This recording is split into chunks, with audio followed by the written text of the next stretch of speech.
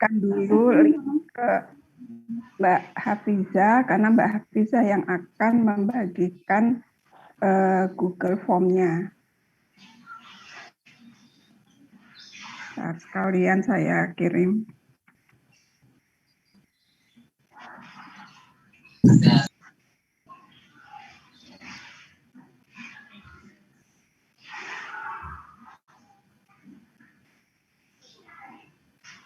Oke. Baik, saya buka. Bismillahirrahmanirrahim. Assalamualaikum warahmatullahi wabarakatuh. Waalaikumsalam warahmatullahi wabarakatuh. Waalaikumsalam warahmatullahi wabarakatuh. Gitu.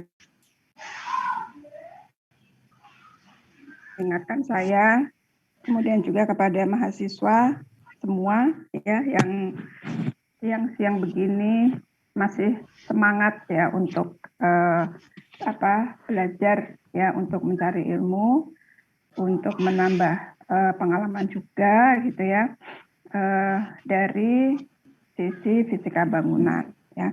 Kalau dulu itu mata kuliah fisika itu mata kuliah yang paling menakutkan di SMA.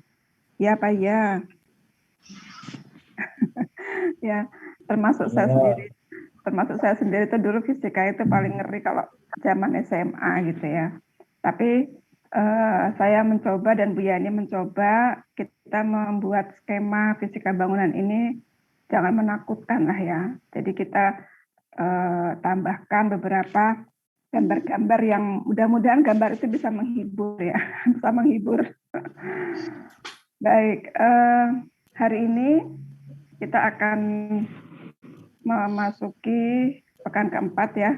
Kalau dari open learning itu pekan keempat masuk ke pembayangan penyaringan ya. Nah, namun demikian, oh ya, kemarin tuh diberi tugas sama Bu Yani ya, diberi tugas latihan.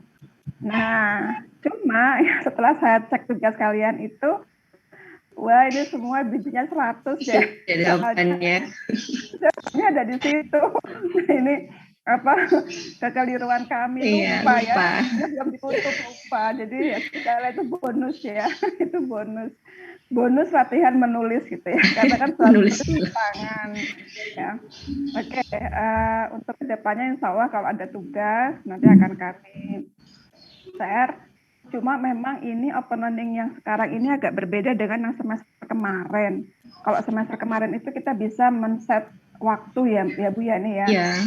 Waktu kapan bisa dibuka, batas sampai kapan harus ditutup. Nah, kalau sekarang kok agak sulit ya kami itu set waktu itu. Jadi mudah-mudahan nanti bisa ketemu jawabannya ya. Bagaimana caranya supaya tugas berikutnya ya kalian nggak lagi melihat jawabannya gitu ya, bisa kita set. Oke, izin saya share screen.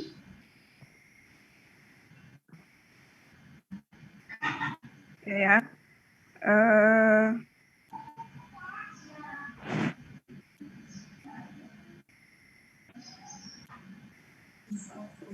Tentang pembayangan ya. Oke, ini kadang-kadang suka. Oh ya, ini halaman pertama. Oke. Kalau kemarin kalian belajar soal pemantulan, ya kan, pemantulan cahaya. Kemudian di pemantulan cahaya itu ada rumus tawa air. Nah, saya membacanya rumus itu dengan tawa air. Ya, kok tawa? Itu kan ada nilai transmisi cahaya T, ya kan? Kemudian ada alfa, ya kan? Alfa itu kan sudut elevasi matahari.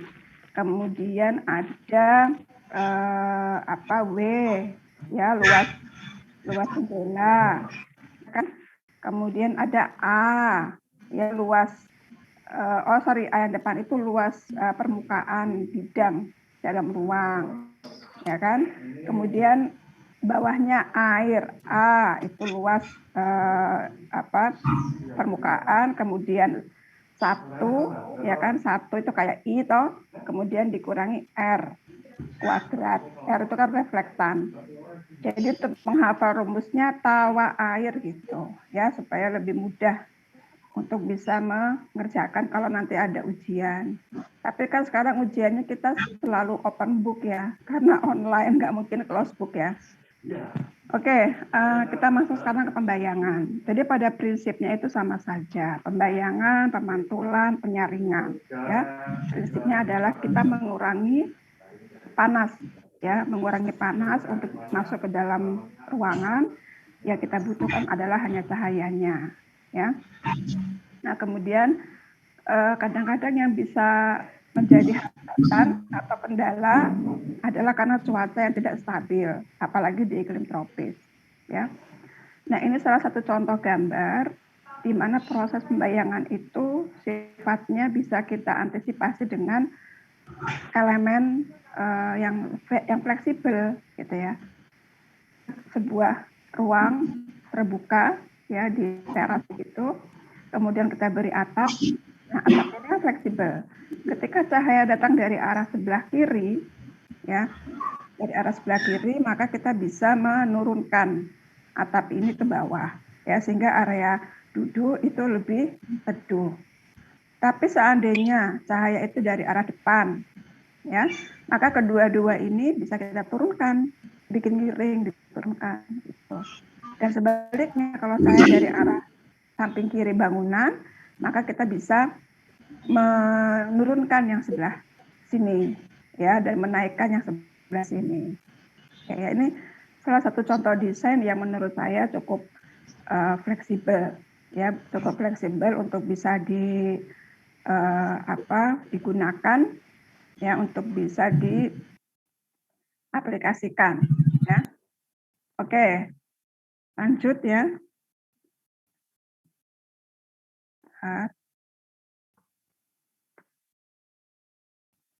Ini kalau lanjut agak susah deh.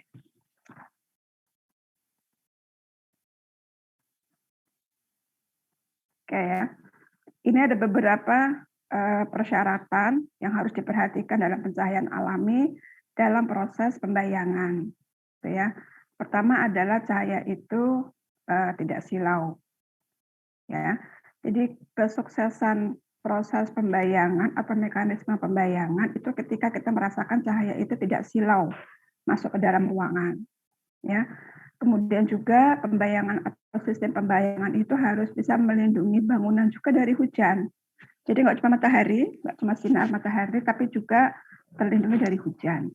Ya, nah kalau kalian perhatikan ini nih, ya ada desain jendela yang tidak punya kedalaman dari permukaan dinding ini, dari fasad dinding ini kalau panas ya dia akan silau, kalau hujan juga dia mungkin akan terkena percikan air hujan, gitu. Ya. Nah kalau di Indonesia tropis, hujannya kan lama itu ya. Kalau kita melihat teorinya itu hanya ada 2 musim ya, kemarau dan hujan. Ketika musim hujan selama 6 bulan, wah ini tiap hari hujan ini bisa beresiko perawatan material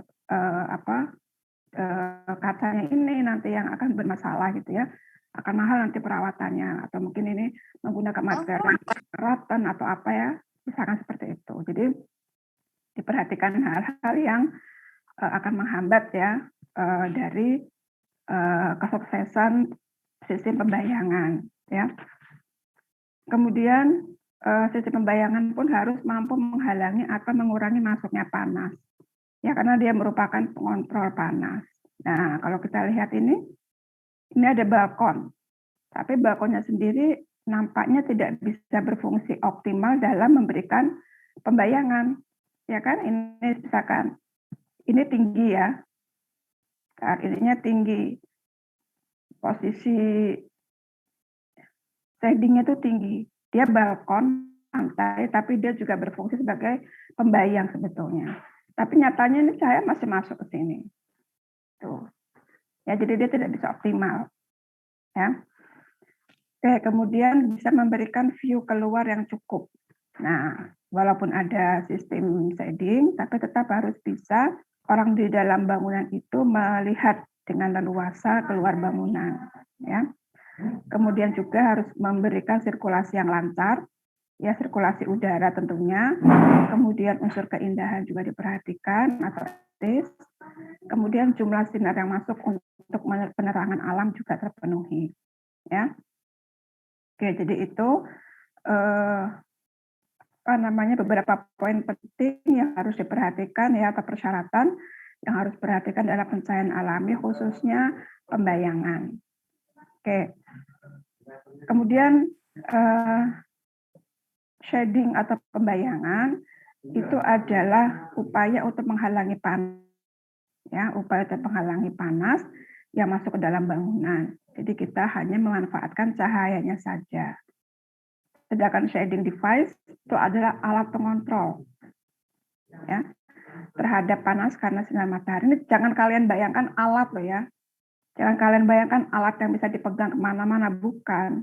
Ya, tritisan, ya, tritisan yang ada di rumah kita itu juga merupakan shading device, gitu.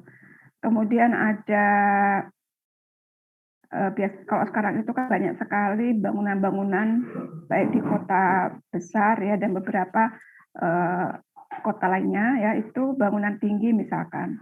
Ya, entah itu hotel atau perkantoran atau mungkin mall, ya, itu dia menggunakan shading, ya, shading device, yaitu berupa ornamentasi di depan jendela atau di depan kacanya. Nah, itu juga sama sebagai shading device juga, ya. Atau mungkin tadi yang di gambar pertama tadi, ya, itu juga shading device juga. Yang jelas dia bisa berfungsi untuk mengontrol terhadap panas supaya dia bisa mengurangi panas dan cahaya matahari yang silau tentunya, ya. Dan yang jelas dia bisa memberikan efek pembayangan. Kemudian sun shading. Nah, apa itu sun shading? Nah, kalau sun shading bentuk penghalang sinar matahari dan curah hujan terpasang pada dinding. Kemudian dia biasanya memang ada di sekitar depan jendela atau depan lubang yang ada di dinding, ya, dinding atau selubung bangunan di rumah atau di bangunan ya. Jadi kalau saya bilang selubung bangunan itu artinya dinding, ya, atap, ya. Jadi kalau misalkan kalian suatu saat misalkan mendengar istilah selubung bangunan, ya, ini ada bangunan, misalkan rumah gitu ya. Nah, selubung bangunan itu ya ini, dinding sampai ke atap semua. Nah, jadi dia dilindungi,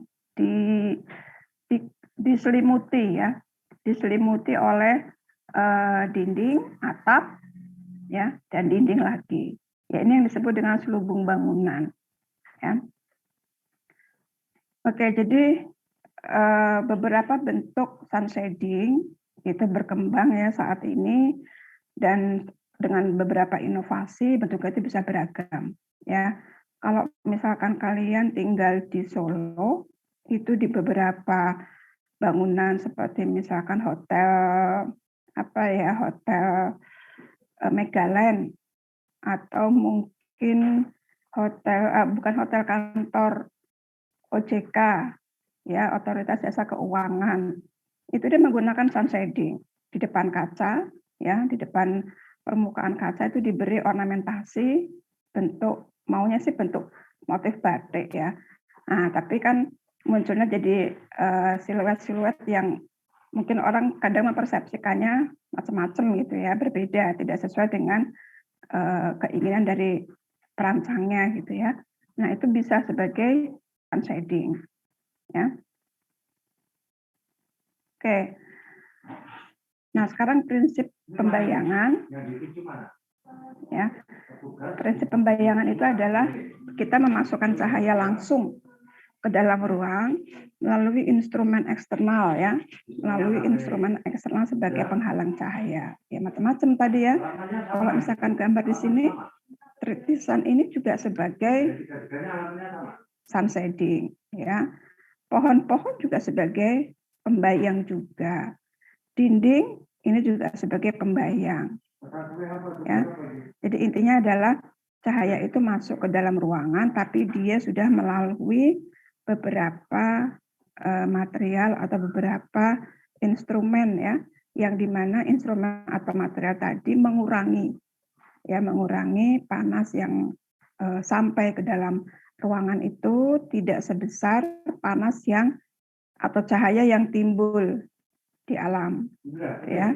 Jadi ini kalau misalkan plus maka di sini sudah min gitu ya. Jadi tidak sepanas, tidak sesilau cahaya yang ada di luar. Oke. Kemudian agak susah ya.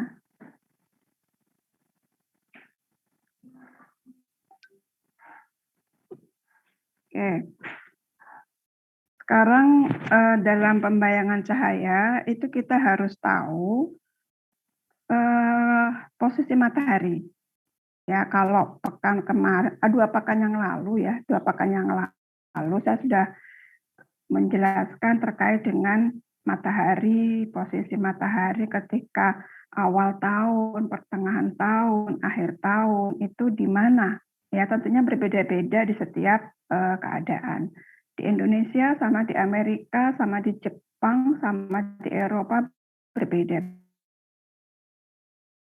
Kita posisi katakanlah Solo gitu ya, atau beberapa wilayah sebagian besar di Indonesia itu kan terletak di sisi selatan Khatulistiwa, ya. Yang ada di sisi utara itu hanya sebagian kecil saja, ya sehingga sisi selatan itu ketika matahari berada di sebelah selatan, ya itu pada sekitar bulan Desember, ya. Dari pertengahan tahun menjelang bulan Desember atau menjelang akhir tahun, itu siang harinya lebih panjang malam hari. Ya. Dan sebaliknya ketika awal tahun, ya mulai sekitar bulan Januari menuju pertengahan tahun, bulan Juli Agustus, ya itu matahari sudah bergerak ke utara. Ya, sehingga siang hari di Indonesia bagian selatan itu siangnya lebih pendek daripada malam hari, seperti itu. Ya. Nah, posisi matahari itu pun juga ternyata pengaruh, ya, efeknya itu bisa mempengaruhi sinar yang datang ke dalam ruangan. Ya, contoh kasus misalkan ini untuk bulan bulan Maret. Nah, bulan Maret itu matahari yang menyinari ruangan itu hanya sekitar sedikit sekali, ya, sedikit sekali. Ini hanya mungkin ya 10%-nya saja, ya.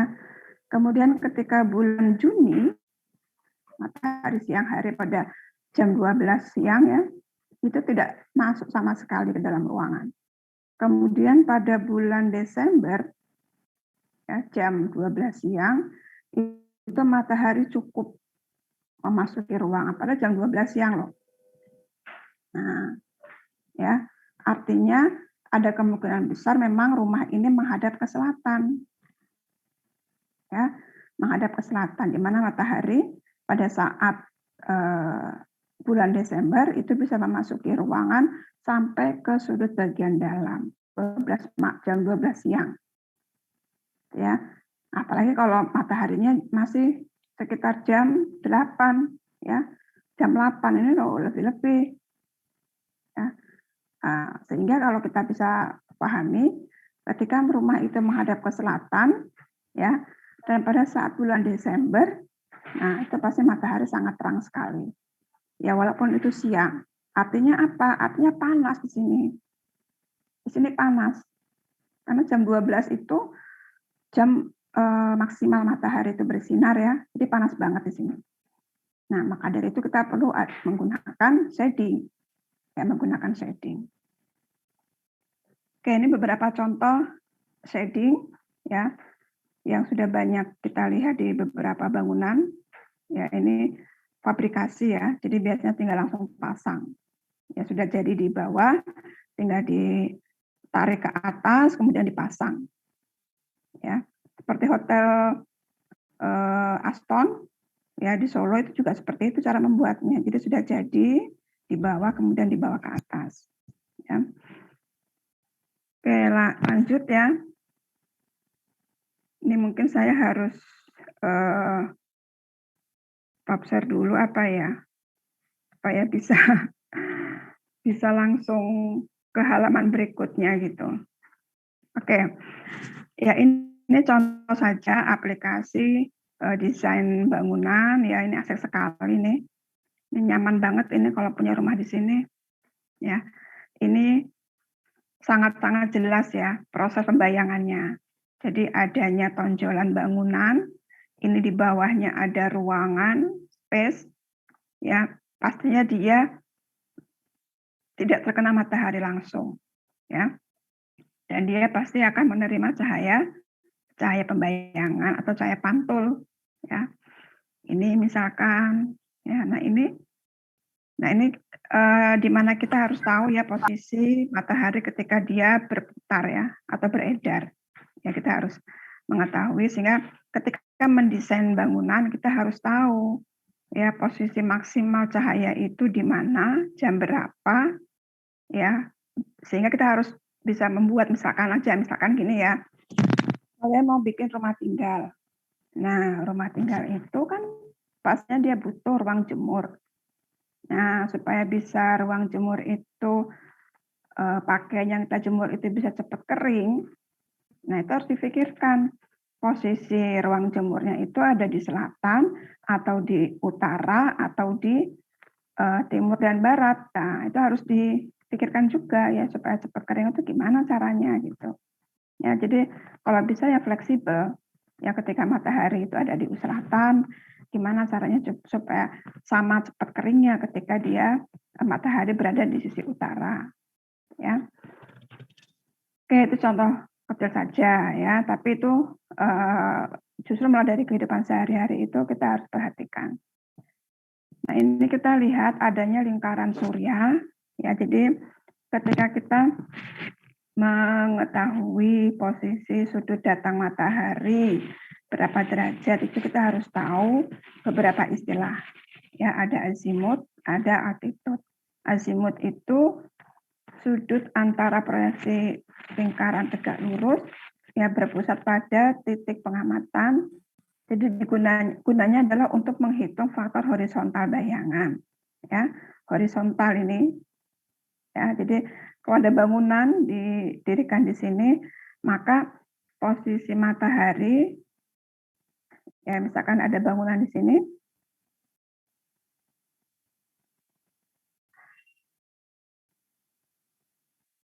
Nah, matahari berada di atas ya. Kita harus tahu sudut matahari secara vertikal, kemudian dia sampai cahaya itu ke dalam bangunan, ya. Nah, ketika itu kita tarik garis lurus, ini di permukaan.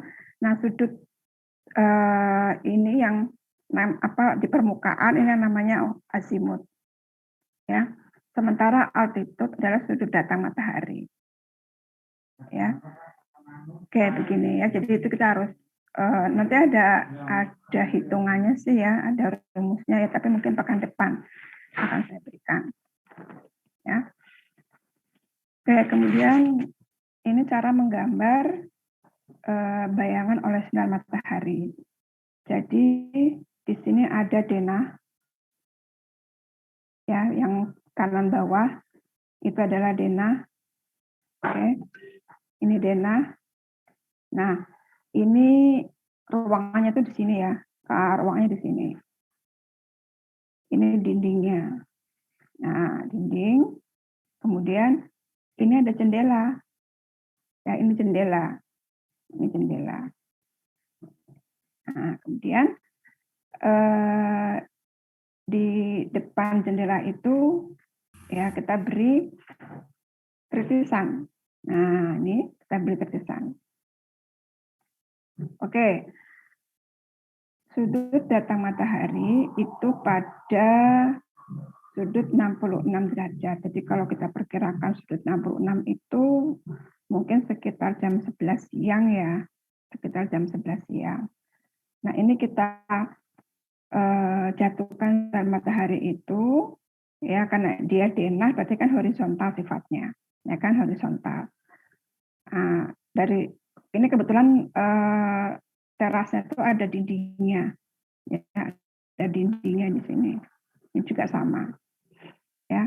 Nah, ini kita jatuhkan 66 derajat ya, ini 66 derajat, sisanya 24 derajat kan 90 derajat ya. Oke. Nah, sampai di sini kemudian terus sampai ke sini. Nah, ini merupakan daerah bayang matahari. Ya. Jadi di teras itu kita bisa rasakan yang agak teduh itu hanya di bagian sini saja. Sementara lainnya itu panas, ya. Oke, setelah ini kita coba proyeksikan ke tampak. Oke, ini juga kita proyeksikan ke tampak. Oke, nah dari tampak terlihat bahwasannya hanya wilayah ini saja yang ternaungi, ya, yang terlindungi oleh adanya tritisan sebelah sini, ya, ini. Oke, sekarang bayangan secara vertikal, ya, kita cek bayangan secara vertikal. Saya ganti warna saja, biru, ya. Nah, ini gambar potongan, ya, ini gambar potongan. Ini orangnya ada di sini.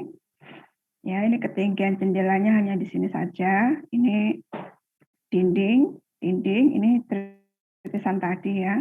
Nah, kita tarik garis 45 itu berasal dari apa ya? Bentar, saya agak lupa nih hitungannya nih ya. Tapi kalau kalian ada buku ya Fisika Bangunan 1 karyanya Prasasto Satriko, Fisika Bangunan 1. Mudah-mudahan bukunya masih ada ya. Ini sudah lama sih bukunya ya. Karangan Profesor Prasasto Satriko ya, bisa dibeli. Kalau dulu saya sempat mencari Prasasto itu di Gramedia itu sudah edisi yang kesekian gitu ya. Ya karena sudah ya bukunya cuma itu saja tapi diperbaharui ya. Nah, setelah dihitung itu ternyata 45 derajat arah datang matahari. Ya, 45, maka hanya area sini saja yang terbayang. Ya. Nah, kalau kita proyeksikan, maka ini yang menjadi bagian dari dinding yang itu ternaungi atau bisa dikatakan cukup teduh, gitu ya. Oke. Nah, kalau ini nanti kita beri materinya, insya Allah minggu depan ya. Oke, kemudian kita lanjut beberapa contoh pembayangan, ya. Ini, nah seperti yang tadi saya jelaskan itu ya, ini azimut, ya, efek sudut datang yang mengenai dinding itu secara horizontal, ya. Ini adalah altitude secara vertikal, ya. Oke, kemudian ini beberapa contoh. Nah ini juga ya tadi ini secara azimut dan secara altitude. Oke, ini beberapa contoh penyelesaian pembayangan matahari ya di mana kita bisa saja tetap memasukkan cahaya itu dari berbagai sisi bangunan supaya ruangan tetap alami cahayanya ya ketika siang hari. Tapi ada berbagai cara ya tergantung dari kebutuhan tingkat penerangan dalam ruangan dan juga kebutuhan karena aktivitas. Ya, ada istilah flare stories, yaitu sumber cahaya yang datang secara alami ya dengan satu sisi dan itu dari arah tegak lurus. Ya, artinya tegak lurus itu ya ini diberi jendela itu di atas, jadi cahaya masuk, gitu ya. Oke, bisa masuk. Atau mungkin dua sisi yang berhadapan, ya monitor. Atau soft tools itu seperti gigi ya, dia bergerigi ya. Ini biasanya muncul di beberapa pabrik ya, seperti pabrik ini. Oke, kemudian skylight ya, skylight itu kalau kita menyebutnya itu desain atrium ya, atrium. Jadi atrium itu salah satu bentuk ya, salah satu bentuk pencahayaan secara langsung ya, vertikal ya, dari arah vertikal, dari arah atas. Oke ya. Oke, kemudian ini ada beberapa orientasi bangunan. Ini salah satu contoh desain anak mahasiswa tugas akhir dari, kalau tidak salah, Surabaya ya, ITS atau mana saya lupa ya. Jadi dia itu mendesain sebuah perpustakaan ya. Nah, karena perpustakaan itu identik dengan buku, makanya dia membuat desain itu seperti buku yang ditumpuk-tumpuk. Ya kan? Seperti buku yang ditumpuk-tumpuk. Kalau kita melihat beberapa bangunan yang ada di sekitar kita, gedung itu ya sudah lurus saja. Dari bawah sampai atas ya udah lurus. Ya kan? Bangunan mau berlantai berapapun dia dibikin lurus aja udah. Ya, tipikal. Sama semua. Sekarang 156. Ya. Ini dibikin lurus kan, begitu biasanya bangunan-bangunan itu ya. Kalau kita lihat beberapa desain bangunan tinggi yang ada di Indonesia ya. Nah, ini mahasiswa ini karena kebetulan perpustakaan, dia membuat metafor ya, metode perancangannya itu dengan metafor. Jadi mengidentikan buku perpustakaan itu dengan sebuah buku, ya maka dia mencoba untuk buku ditumpuk. Mungkin kalau kalian atau mencoba mendesain nggak mau berpikir panjang terhadap bioklimatik ya, kondisi alam Indonesia, mungkin seperti ini, cuma buku-buku ditumpuk gitu aja. Atau mungkin kadang ada yang membuat desainnya seperti buku dibuka, tuh, ya. Tapi so what gitu loh. Kemudian apalagi harus kita pikirkan terhadap cahaya, terhadap mengantisipasi cahaya. Nah, mahasiswa ini itu mencoba untuk membuat posisi setiap lantai ruang, lantai bangunan itu dibikin semakin miring, semakin miring, semakin miring. Gitu ya. Jadi ini sangat adaptif. Bangunannya sangat adaptif terhadap iklim tropis. Ya. Terhadap iklim tropis. Bahkan bentuk atapnya pun tidak flat, tidak datar. Ya, dibikin kemiringan. Ya. Ini bisa kalian lihat. Nah, kemiringan ini ternyata juga memang ada tujuannya, gitu. Dan buku yang dibikin bersusun seperti ini juga ada tujuannya karena untuk menghindari cahaya matahari, ya menghindari papar dari sinar matahari yang berlebihan. Karena kalau seperti ini desainnya, kan berarti akan tumplek jadi siji cahayanya, ya akan masuk ke dalam tiap ruang, ya. Nah, kalau ini kan di mana butuh panas, ya dia ditonjolkan, ya. Semakin ke sini semakin masuk ke dalam, tapi di sisi yang berbeda, ya semakin keluar, gitu ya. Nah, ini ide desainnya cukup menarik ya, dan mestinya ini cuma saya tidak screenshot lebih jauh bagaimana dia menghitung.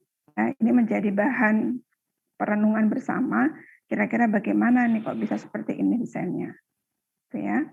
Ya nanti kapan-kapan mungkin ada tugas ke arah sana. Oke, kita lanjut ya. Nah itu tadi yang saya katakan ya. Jadi kedudukan bumi terhadap matahari ya, atau keadaan matahari terhadap bumi itu harus kita perhatikan betul ya. Nah pada tanggal tertentu atau pada bulan tertentu ya, pertengahan tahun terutama, itu kedudukan bumi itu ada di utara khatulistiwa ya, maka siangnya lebih panjang daripada malamnya di sisi utara ya. Kemudian antara bulan Maret dan September itu kedudukan bumi ya di utara khatulistiwa dan selatan khatulistiwa ya, siang dan malam itu sama, dan biasanya dia posisinya frontal di hadapan kita. Ketika terbit dari timur betul itu. Ketika terbenam di barat, dia di barat betul. Ya. Tapi kalau Juni dan Desember itu agak serong. Serong ke utara kah? Serong ke selatan. Ya. Oke, Ini adalah sunpath diagram. Ya, sunpath diagram ini supaya kita mengetahui berapa besarnya azimut dan altitude dari posisi bangunan tempat kita berada.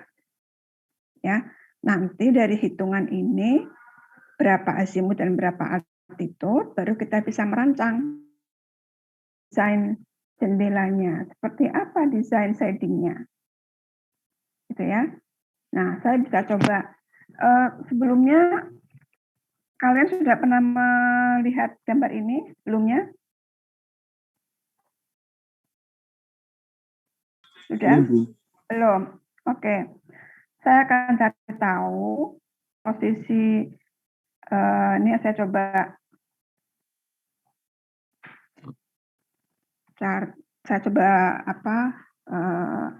demokan posisi kita sekarang ya.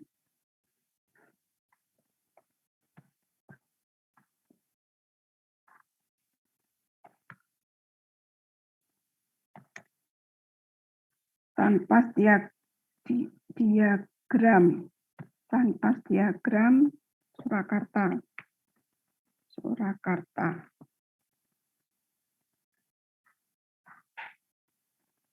Oke, ya.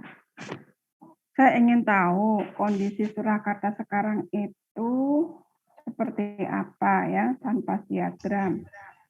Coba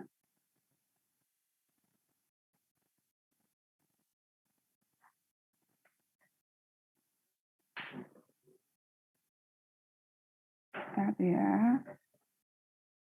Oh, ini sudah langsung hasilnya. Ini hari ini, kondisi hari ini toh ini September. Oke. Tapi kok tidak ada ininya ya. Saya ingin tunjukkan ininya, cara mencarinya itu loh. Mungkin ini. Oh ya, guys, mah.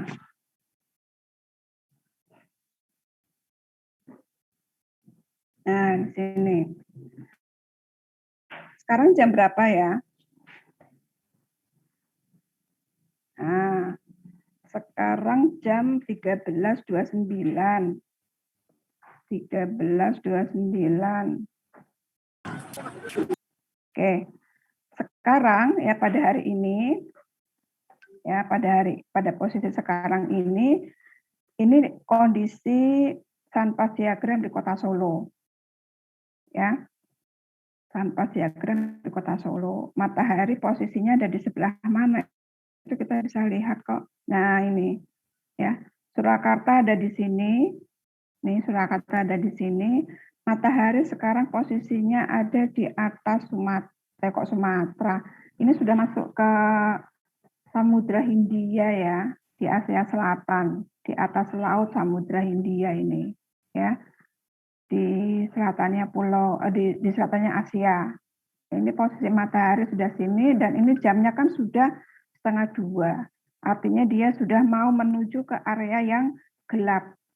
Ya, sudah mau kira-kira sebentar lagi. Ini kalau kita lihat dia pas tengah-tengah ya. Jadi pertengahan antara terbit dan terbenam. Ya, matahari berada di sini. Nanti kalau kalian cek misalkan di rumah sunpath diagram Surakarta pada sore hari, nanti matahari sudah tidak di sini lagi. Ya, dia berada di atas benua Afrika.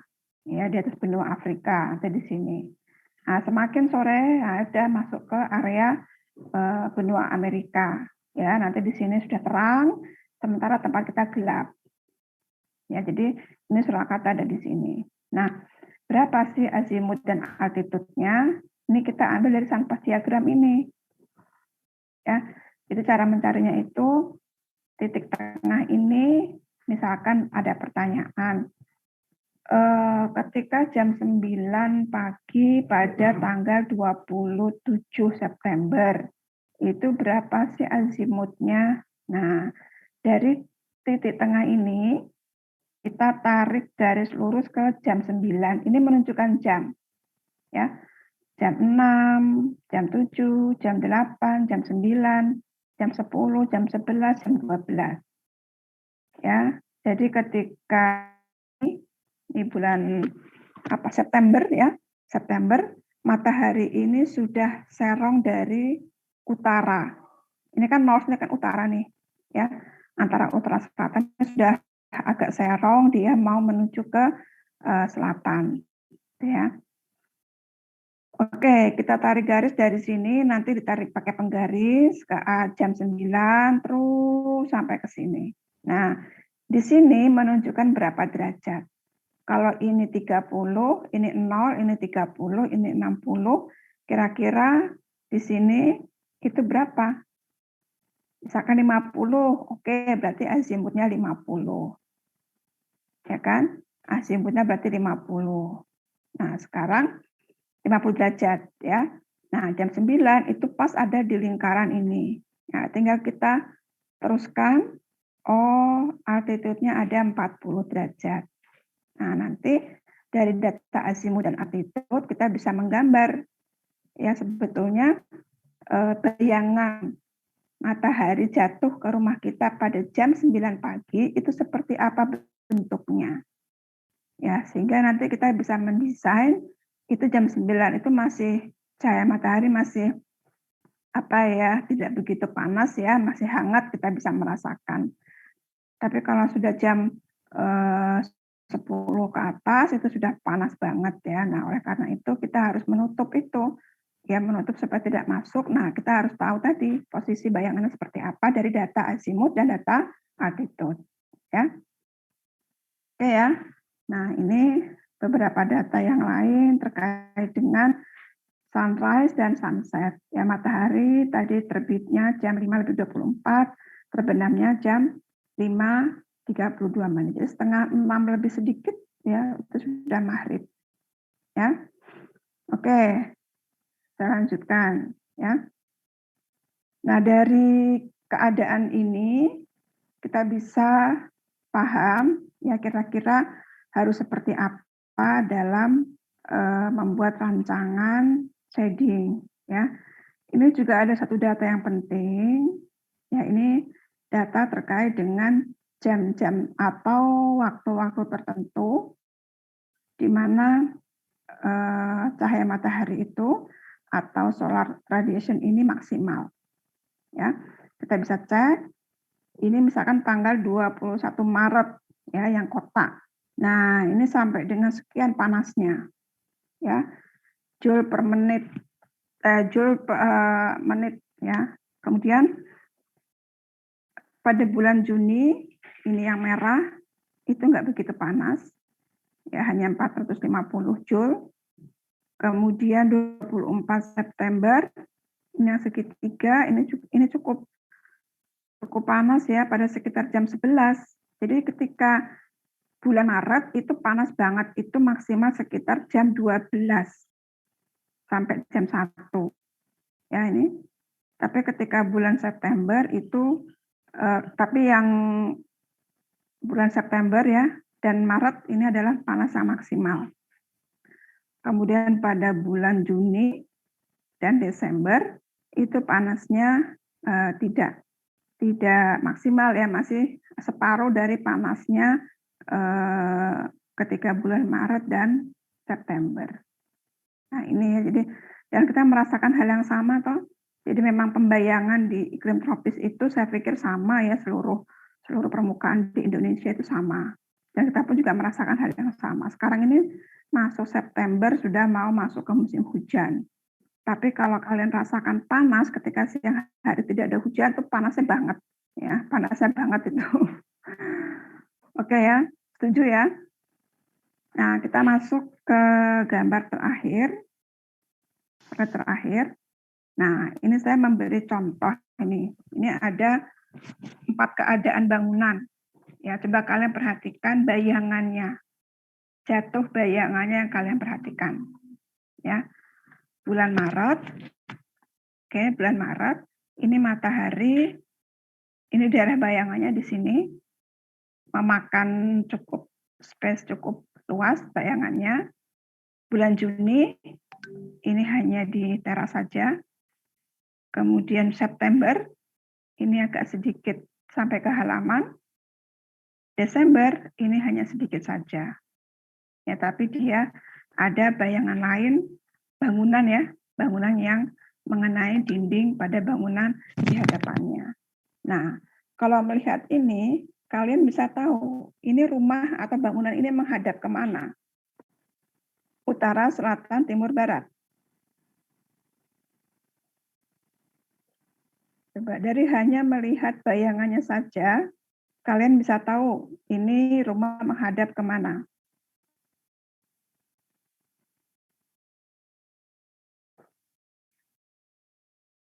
Ada yang bisa jawab?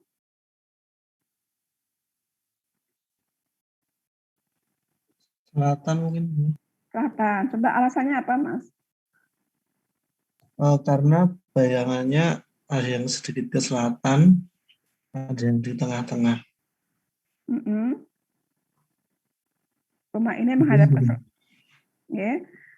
Rumah ini menghadap ke selatan karena ketika matahari Ke gimana? selatan, itu bangunan letter L, bingung ya Bu? Ya, ya ini bangunan ini letter L ya, tapi kalian lihat jatuh bayangannya aja, Mas. Ya, melihat jatuh bayangannya saja. Bangunan ini memang menghadap ke selatan, karena kalau kita lihat pada bulan Desember, ya di mana matahari itu ada di sisi selatan, kita lihat bayangan yang paling kecil itu ada di gambar paling bawah kanan, toh? Ya kan? Bayangan yang paling kecil itu ada di bulan Desember, ya kan? Luas permukaan horizontal ya, luas permukaan horizontal yang bisa kita lihat paling kecil luasnya itu adalah yang di bulan Desember. Sehingga dia kemungkinan besar memang menghadap ke selatan, sekalipun tidak frontal selatan ya, karena ini masih ada bayangan yang vertikal sifatnya. Ya, benar ya, benar Masnya, ini bulan Desember hadapnya ke selatan, benar. Ya, karena memang kita bisa lihat dari bayangannya yang hanya sedikit itu ya. Jadi matahari itu ada di depan tapi agak serong sedikit. Ya, kalau saya mungkin bisa menggambarkan mataharinya itu kira-kira di sini. Kelihatan nggak ini? Ya. Nah, ini hanya sedikit saja yang masuk, dan ini bangunan ini terbayang ke sini. Ya. Oke. Sebelum saya lanjut ke slide yang lain, ada yang mau ditanyakan dulu?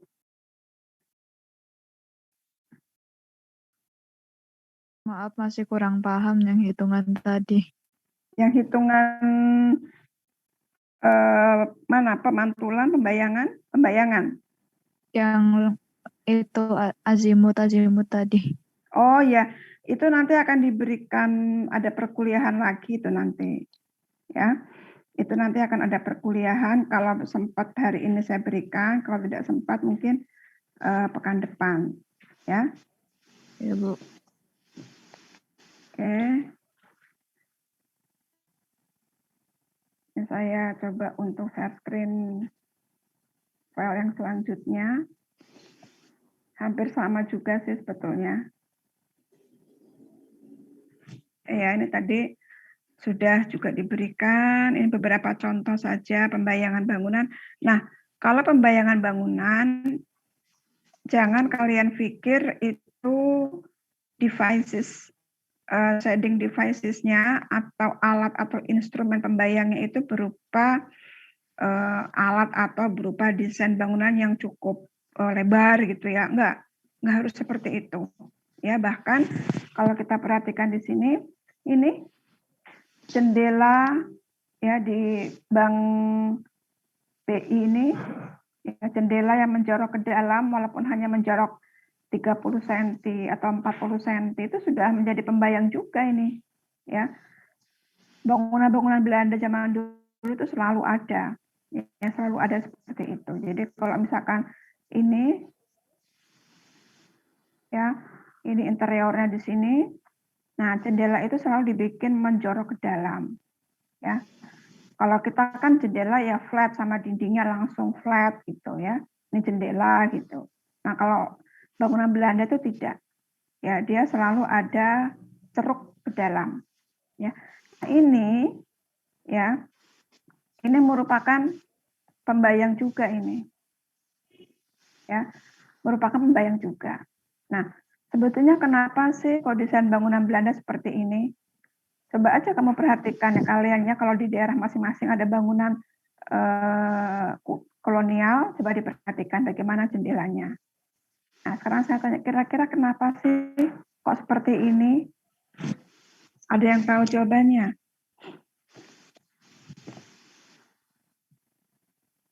Gimana, ada yang tahu?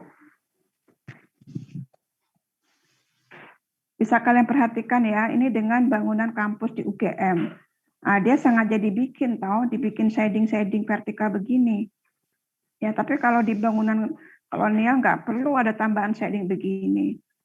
Jendela yang dibikin mencorok saja sudah merupakan shading. Kira-kira apa sebabnya? Gimana? Ya, bangunan kolonial itu pada masa penjajahan Belanda, mereka itu kan di Belanda memiliki 4 musim, ya kan?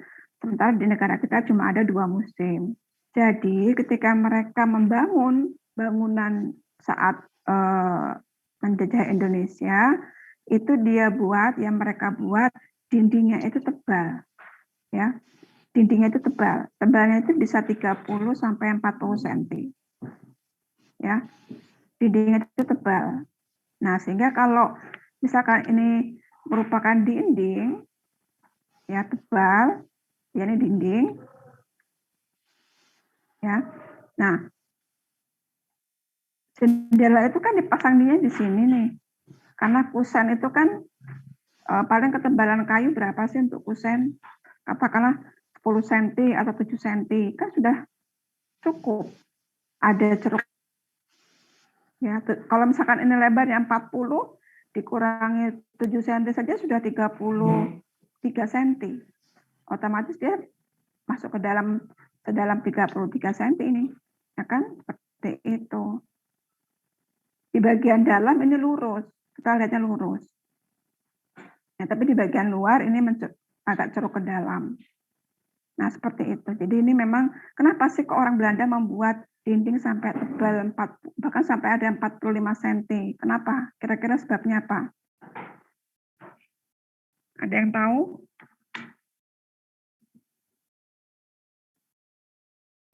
Ya, karena bedanya tadi di kita ada 2 musim, mereka ada 4 musim.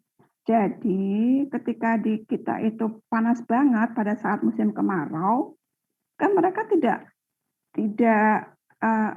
supaya transmisi panas, peralihan panas dari luar bangunan ke dalam bangunan, ya ketika panas tadi itu transmisi panas dari luar bangunan masuk ke dalam bangunan itu bisa lama prosesnya. Ya. Kalau dindingnya tipis seperti dinding di bangunan kita pada umumnya, palingan ketebalannya 15 cm. Ya 15 cm. Itu transfer panasnya itu cepat. Jadi kalau misalkan di sini panas ya, di luar ini panas, katakanlah misalkan 35 derajat Celcius, dalam waktu hanya 2 jam saja di dalam juga akan bisa panas. Gitu. Ya, tapi kalau di dinding yang tebal begini, itu ketika di luar panas, nah panas yang merambat masuk ke dalam ruang, merambat melalui dinding, ini prosesnya lama. Ya, sehingga pada malam hari, ketika udara dingin di luar, gitu ya, di dalam terasa hangat. Karena apa? Karena panas yang datang dari luar tadi baru nyampe ke dalam ini lebih kurang 7-8 jam kemudian. Jadi kalau misalkan di sini siang, panas banget jam 12 gitu, maka nanti sekitar jam 7 malam baru masuk panasnya itu ke dalam ruangan. Jadi yang di ruangan itu harusnya dingin, nah itu menjadi hangat. Gitu. Ya, menjadi hangat. Oke, jadi tanpa AC, ya ruangan itu bisa dingin ketika siang hari, karena panas yang tinggi itu tidak segera masuk ke dalam ruangan, jadi tetap dingin ruangannya. Dan yang kedua, karena tadi ya malam hari tidak perlu heater, tidak perlu pemanas ruang, ya cukup hanya dengan tadi ya transmisi panas yang tertunda 7-8 jam sehingga bisa panas di dalam ruangan tuh awet, hangatnya awet, ya tidak panas tapi hangat, gitu ya. Selain itu juga bentuk atapnya, rumah Belanda itu kan menggunakan atap dingin. Ya, ini atap dingin ini. Kalau begini, ini atap panas. Bedanya di mana? Dingin sama panas, ayo. Ya. Kalau ini itu atap dingin. Kalau ini itu atap panas. Bedanya di mana? Kritisan, Bu. Bukan. Bukan. Posisi tembok, Bu. Bukan. Ayo. Tinggi atapnya mungkin, Bu. Ini sama-sama tinggi. Bentuk atapnya, Bu.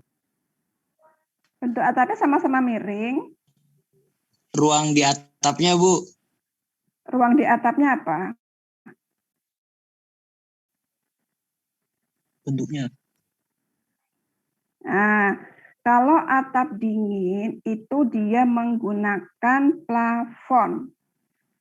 Ya, menggunakan Ethernet kalau orang kita bilang. Tapi kalau atap panas tidak menggunakan plafon. Jadi panas yang datang itu langsung masuk ke dalam ruangan. Ya kan? Tapi kalau atap dingin itu ketika panas datang, dia belum sampai masuk ke ruangan, baru sampai ke ruang di bawah atap, dia sudah dihalau oleh angin untuk dibuang keluar. Jadi ruangan di bawah atap ini tetap terasa dingin. Gitu. Ya. Coba diperhatikan deh beberapa bangunan kolonial. Mesti atapnya seperti ini dan dia pasti punya plafon di dalamnya dan atapnya itu memang agak tinggi. Ya. Kalau masalah tinggi dan rendah kita juga bisa bikin atap panas tinggi juga bisa. Tapi kan panasnya itu langsung masuk nih. Kalau atap dingin, itu kan panas yang masuk itu kan terhalang dulu oleh plafon. Ya, ketika dia baru sampai ke ruang di bawah atap, ini angin yang masuk ke ruang bawah atap ini sudah langsung menghalau udara panas, buang keluar. Tapi kalau atap ini sudah langsung masuk. Ada orang di sini ya udah panas rasanya. Gitu. Ya. Nah, begitulah jadi keunggulan dari bangunan-bangunan kolonial Belanda itu seperti itu. Ya, sangat-sangat menarik ya dari sisi termal. Baik, ini semua atap panas ini ya. Tapi karena di negara 4 musim ya oke-oke aja ini ya, apalagi di gunung ya. Nah, ini sih anginnya banter. Jadi panas radiasi matahari itu bisa terkurangi oleh adanya angin, sirkulasi angin yang lancar. Oke, ini juga sama. Oke, tadi sudah, ini sudah. Nah, sekarang ini. Nah, saya pengen tahu aja nih. Coba ini ada sebuah bangunan ya. Pada saat bulan Maret atau September seperti ini, pada saat bulan Juni seperti ini, bulan Desember seperti ini kondisinya. Kita lihat lama cahaya, ya lama cahaya. Ketika biru yang ini itu 4 jam. Ketika hijau dia 5 jam. Ya, ketika merah dia 7 jam. Ya, kemudian gambar yang kedua, ketika hitam dia tidak ada sama sekali matahari ke sini 0 jam. Warna hijau ini adalah 4 jam. Ya. Kemudian ini 10 jam, lebih dari 10 jam, ya. Kemudian yang nomor 4 ini 4 jam, yang ini 7 jam. Nah, dari masing-masing gambar ini kita akan bisa tahu kan, sebetulnya bangunan ini mengarah kemana. Orientasi bangunan ini mengarah kemana. Ya. Nah, ketika kita lihat di bulan Desember, kemudian posisi ini yang warna kuning ini 10 jam, artinya kan cukup lama nih. Dan posisi yang warna hijau ini 7 jam, artinya kan cukup lama dia menerima cahaya matahari. Maka bangunan ini menghadap ke selatan. Ya. Ketika bulan Juni, di sini 0 jam. Ya. Hitam itu 0 jam. Yang hijau itu 4 jam. Ya. Nah, yang warna ini putih ini 10 jam. Itu ada kemungkinan bangunan ini menghadap ke selatan. Karena pada bulan Juni itu kan di utara mataharinya. Ya kan, sehingga bagian sisi selatan ini tidak menerima cahaya matahari. Ya. Oke, ini bulan Maret dan September ini seimbang. Ya, karena matahari itu frontal ada di posisi tengah-tengah, ya, sehingga sama waktunya, ya, antara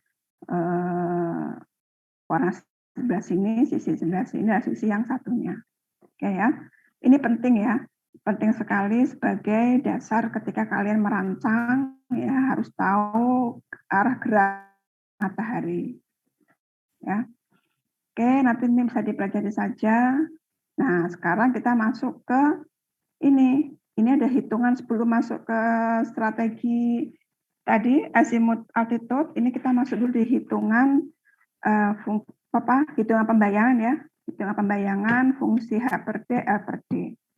Ya, H per D L per D ini gampang banget kok ya. Jadi ketika kita tahu kondisi sebuah dinding di rumah kita, ya, yang ada jendelanya, maka seberapa besar sebetulnya kuat penerangan ya di dalam rumah kita. Ya, itu bisa kita ukur walaupun tidak menggunakan alat. Ya, bisa kita ukur dengan cara hanya membandingkan saja antara tinggi lubang jendela dengan jarak. Ya, jarak antara posisi jendela dengan posisi kita berada atau kita berdiri atau kita duduk, ya. Kemudian L panjang jendela, ya, dengan posisi di mana kita duduk atau kita berdiri. Hanya membandingkan saja, tidak sulit ya. Ini hanya membandingkan saja. Tapi nanti hasilnya bisa ketahuan berapa lux, ya, berapa kuat penerangan di dalam rumahmu. Ya, nanti ada contohnya. Nah, ini adalah tabel faktor langit. Ini harus dibawa kemana-mana ya. Artinya nggak harus dihafal. Nggak mungkinlah kalian menghafal angka-angka seperti ini. Ya. Tapi artinya kalian harus tahu bahwa ini untuk melihat perbandingan ya faktor langit antara kondisi rumah kita, ruangan di dalam rumah kita dengan kondisi di luar rumah kita. Ya. Ini sudah dipakai di mana? Artinya angkanya sudah pasti itu, ya. Nah, ini contohnya, ini harusnya saya full screen kok ya.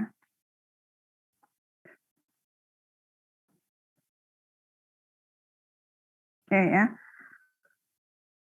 Nah, ini tabel yang saya katakan tadi ya. Jadi kita harus tahu dulu posisinya, misalkan kita menghitung. Ini ada jendela. Ya, jendela itu luasnya ya ini bentuknya kotak ya, A, B, C, D. Ya, jendela di rumah kita. Jadi kalau misalkan ini bagian dari rumah kita, katakanlah ya, berarti mungkin dindingnya seperti di sini. Ya.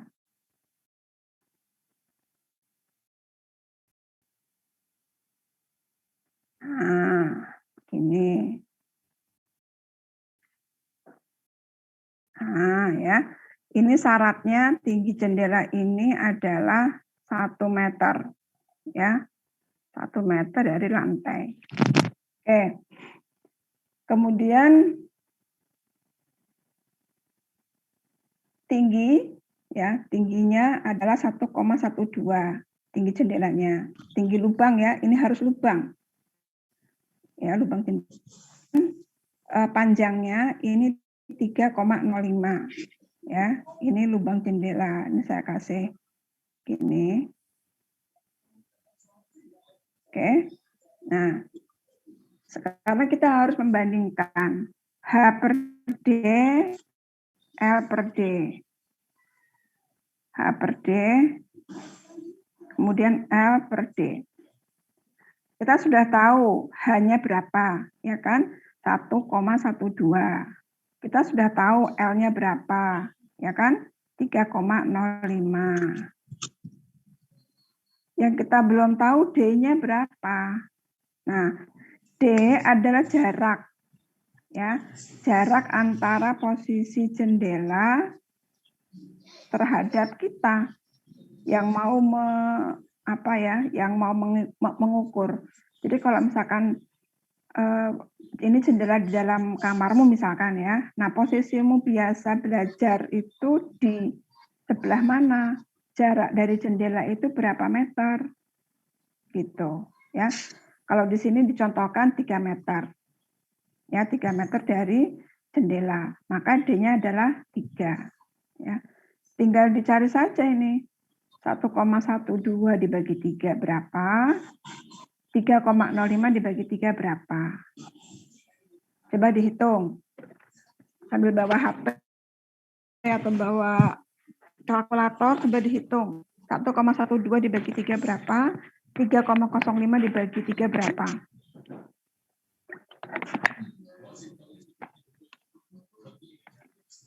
Berapa? Yang 1,12 dibagi 3, 0,373, Bu. 0,373. 373. Kalau yang ini satunya? Koma ya? 1,05, Bu. 1,05. Oke, ya, dihafalin ya. 0,373. Kenapa kok dihafalin? Karena ini mau ganti slide. Mau ganti slide setelahnya. Ya, 1,05. Oke, ya.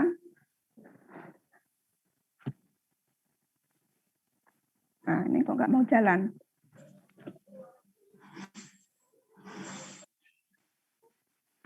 Ini nggak mau jalan nih, coba saya stop dulu. Saya stop dulu aja. Kok digerakkan nggak mau. Oh, tetap nggak mau.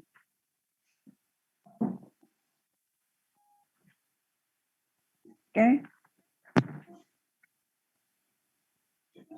Oke, saya coba. Sebentar, saya coba dibetulkan dulu aja ini.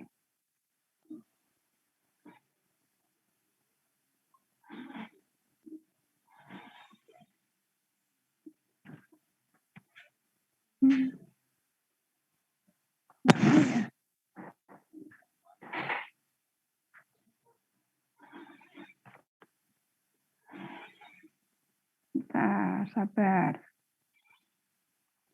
Oke, saya coba ulang.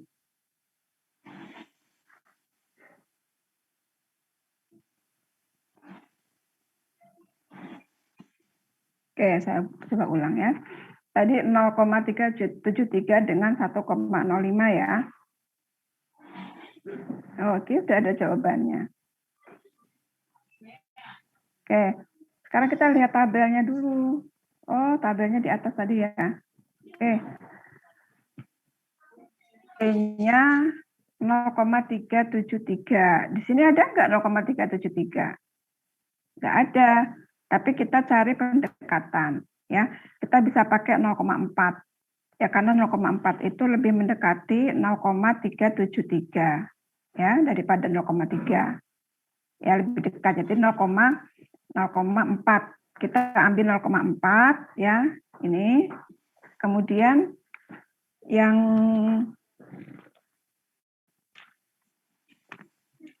kemudian yang 1,05 itu ada nggak tabelnya?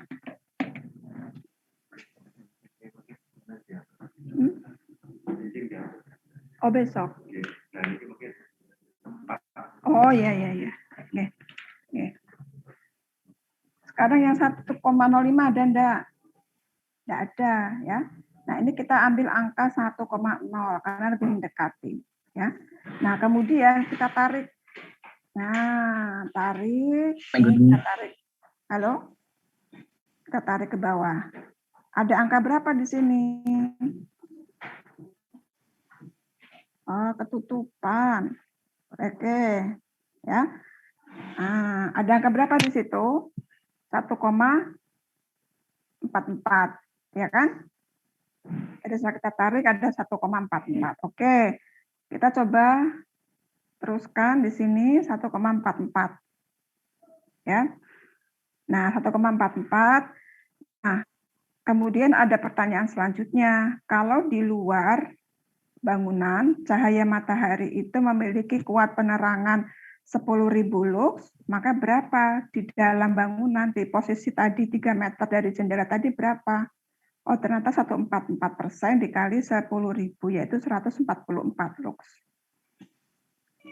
Gitu. Ya, jadi kita bisa tahu bahwa di posisi tadi, ya di posisi di mana tadi kita mencoba untuk mengetahui di sini ada berapa lux, ternyata di sini 144 lux. Nah, 144 lux itu kalau kita lihat kriteria kegiatannya, dia masuk apa? Kegiatan yang sifatnya halus, kasar, atau halus sekali, atau apa? Kemarin Bu Yani sudah menyampaikan ya, masih ingat nggak? Kalau halus itu berapa lux sampai berapa lux? Kalau halus sekali berapa lux sampai berapa lux? Nah, kalau 144 termasuk kategori apa? Ya, nanti bisa dicek sehingga nanti bisa kita sesuaikan ketika posisi di ruangan tadi itu untuk aktivitas yang halus sekali, tapi ternyata intensitasnya kuat penerangannya hanya 144, berarti sangat-sangat kurang. Itu sangat-sangat kurang sehingga posisi 3 meter tadi bisa saja diajukan lebih mendekati jendela ya supaya lebih besar nanti luxnya. Ya, seperti itu. Ya, sekarang kita masuk ke penyaringan. Sebelum saya masuk penyaringan, ada yang bertanyakan terkait dengan pembayangan?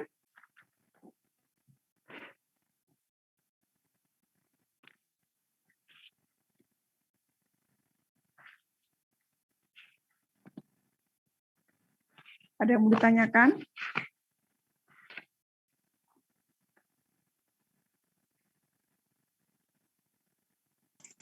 Sepertinya belum ada, Bu. Ada, berarti sudah paham ya. Oke, ini ada chat apa nih? Oh, ada link presensi, silakan sambil diisi. Ya, terima kasih ya Mbak Hafidah. Baik, lanjut ya. Sekarang penyaringan. Oke, pada prinsipnya sama. Ya, jadi penyaringan itu pun juga dengan pemantulan dan pembayangan itu sama.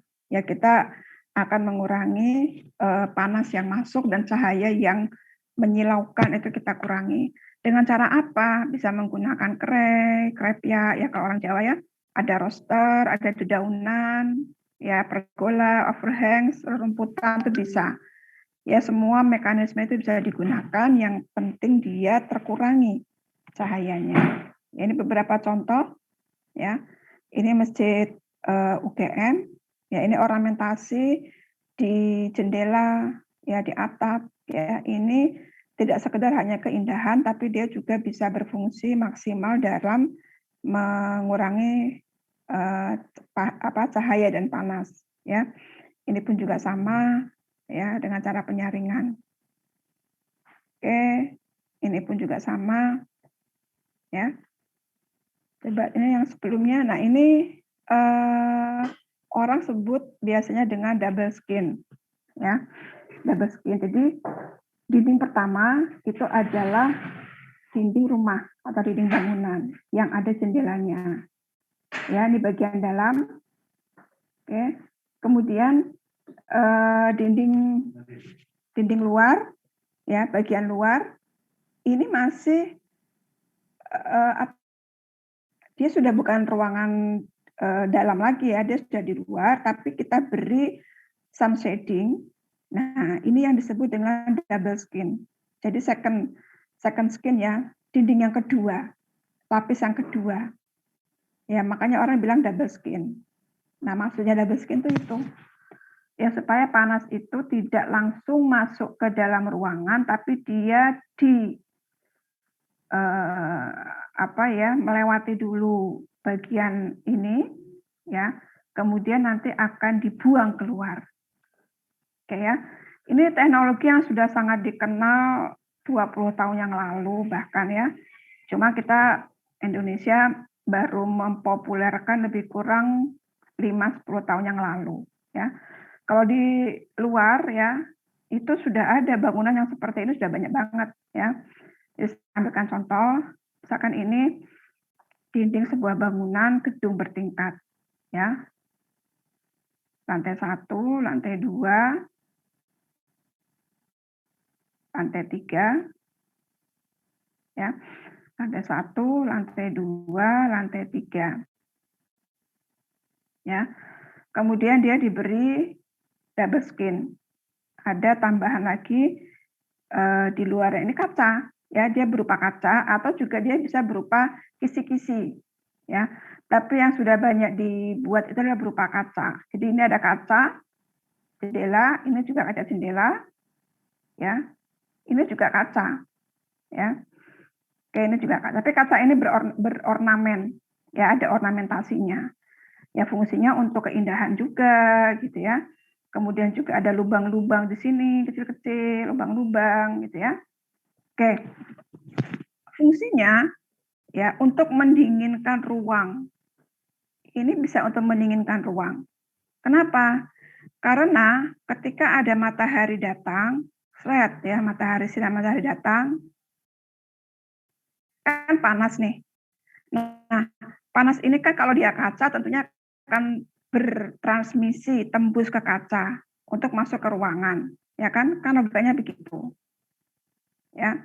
Tetapi pada kenyataannya ternyata yang masuk ini, cahaya yang masuk atau panas yang masuk ini belum sampai suhu panas itu masuk ke ruangan, ini sudah ada angin yang membuang keluar.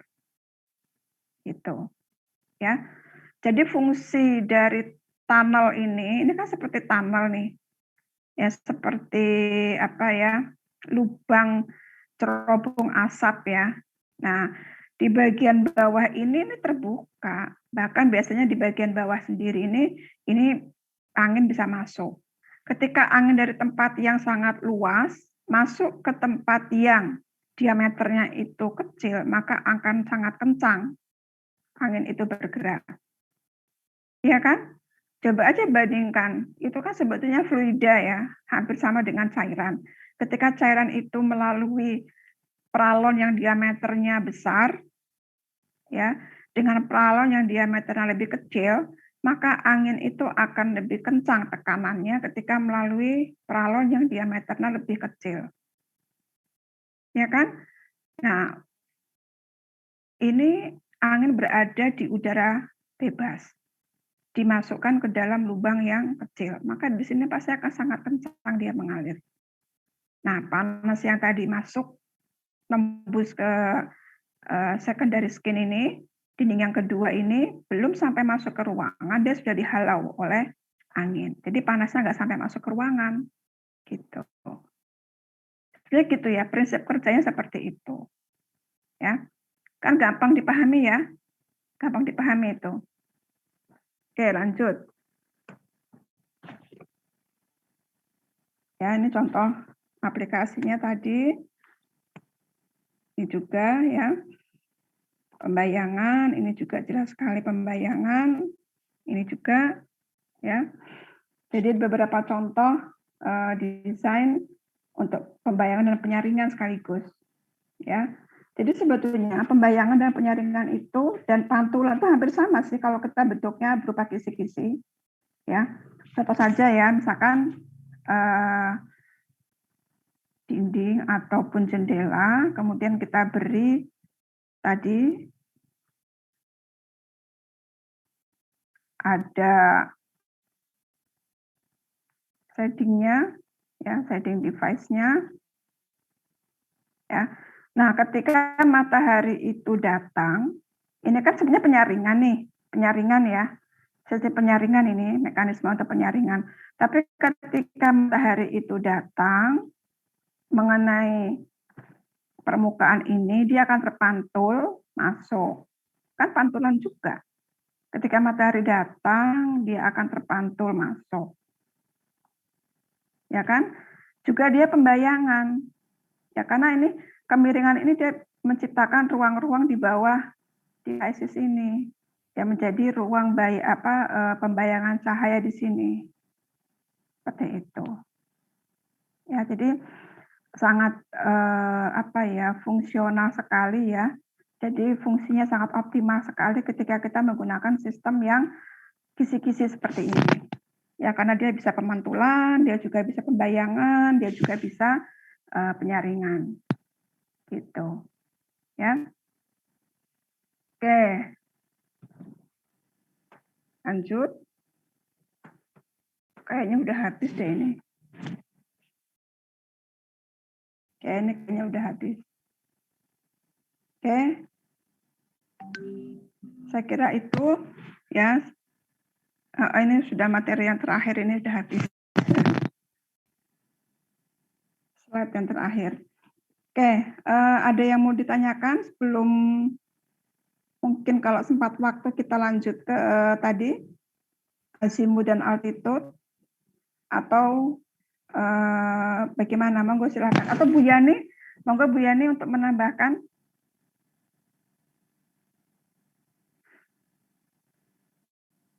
Bu Yani.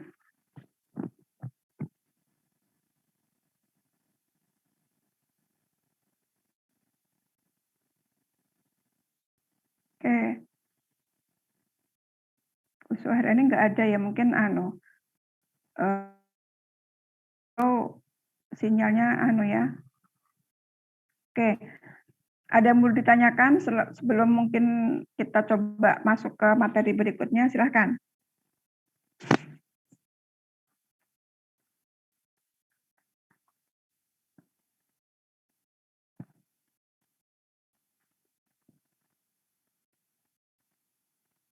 Sudah bisa dipahami kira-kira materinya?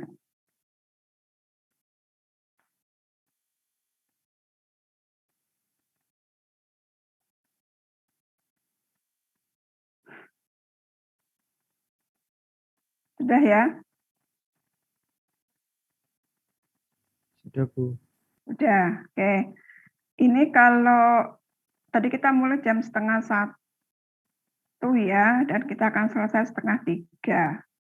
Oke, saya coba untuk sedikit menyinggung materi tentang shading strategi. Ya, nanti kalau sempat sampai dengan hitungan ya kita coba, tapi kalau waktunya sudah habis ya kita sudahi. Saya coba share screen.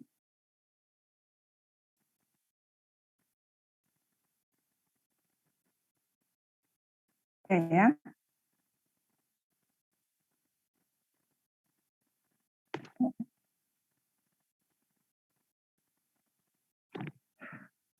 Shading strategi ya. Jadi ini merupakan satu cara ya bagaimana kita mensiasati satu bentuk shading dalam rangka tadi mekanisme pembayangan, penyaringan, pemantulan ya untuk bisa tidak hanya sekedar dari aspek cahaya alami yang kita dapatkan ya, kenyamanan juga, tapi juga yang paling penting adalah kita berhemat ya, hemat energi. Karena bagaimanapun Allah sudah menciptakan cahaya matahari itu berlimpah, tapi sayang kalau tidak bisa kita manfaatkan. Ya, artinya ketika matahari itu bersinar, tapi kenapa kok rumah kita tidak diberi bukaan? Kenapa kok rumah kita tidak mengantisipasi kondisi alam yang sedemikian luar biasanya, gitu ya? Nah, oke, saya mau menerima atau saya mau berinteraksi dengan alam, tetapi kenyataannya memang kadang itu ada ketidaknyamanan ya, karena mungkin terlalu berlebihan panasnya atau cahayanya silau. Nah, sekarang kita ada strategi bagaimana untuk membuat cahaya itu bisa berkurang, ya. Oke. Ini sebetulnya masih materi pekan depan ya, tapi materi hari ini nanti kira-kira 15 menit atau 20 menit saja. Setelah itu nanti ada materi berkaitan dengan tadi H per D, L per D yang harus kalian kerjakan. Ya. Oke, ini tadi sudah. Ya. Kanvas diagram. Oke, ini kalau gambar ini yang nomor yang di bawah ini siang hari ya. Siang hari seperti posisi tadi ya. Posisi tadi, tapi kebetulan kita kan bulannya apa tadi kita ini bulan September, itu kan mataharinya di sini. Nah, kalau ini pengukuran pada bulan Maret ya, 014, 03 ini. 03 apa 05 ya? Nggak begitu jelas. Nah, ini agak ke utara posisi mataharinya. Ya. Di sini ada tanggalnya di bawah sini. Oke. Nah, setiap permukaan selubung bangunan itu pasti dia akan menerima terpaan cahaya, ya. Dan cahaya itu datang dengan sudut tertentu. Ya, cahaya matahari itu datang dengan sudut tertentu. Cahaya itu luas, ya.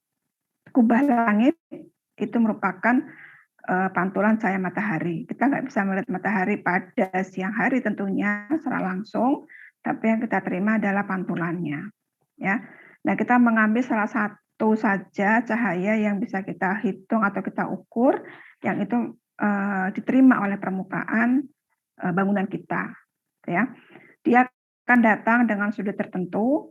Ya ini beta ini, ya ini altitude. Ya, kemudian ketinggian matahari ketika dia menyinari rumah kita atau bangunan tempat kita berada, dia pasti punya ketinggian, ya.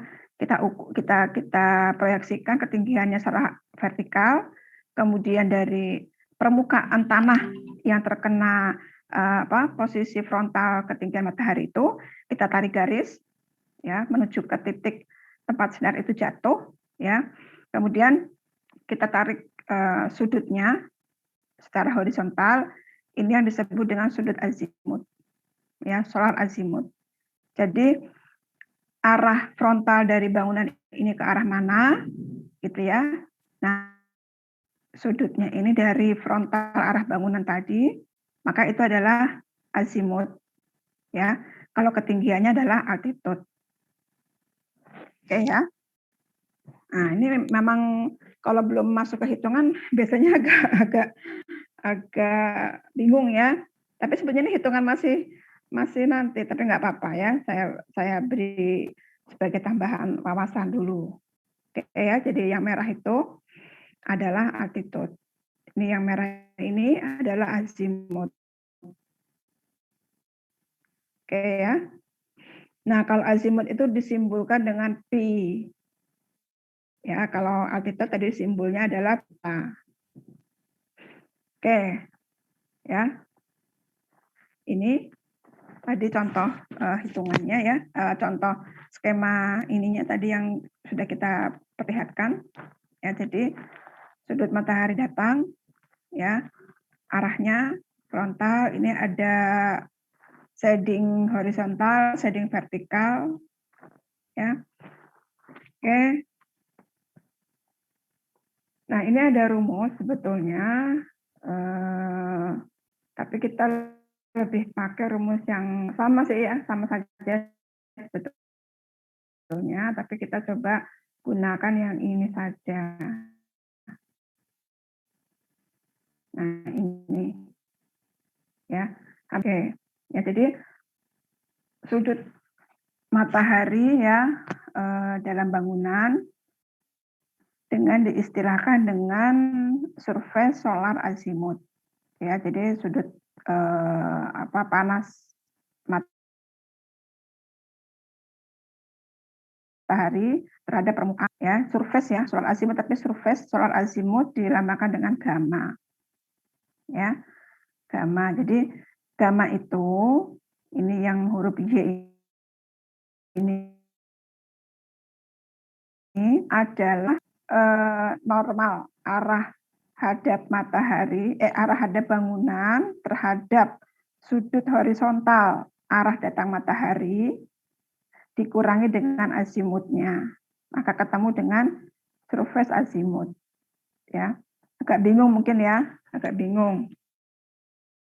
Nah, kalau saya ini bisa sih nanti direnungkan lagi ya.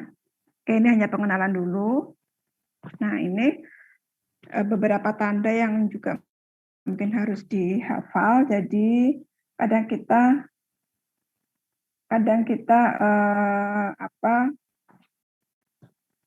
sulit untuk bisa mengerjakan ya, karena memang ini ada beberapa ketentuan ya, ketika dia posisinya itu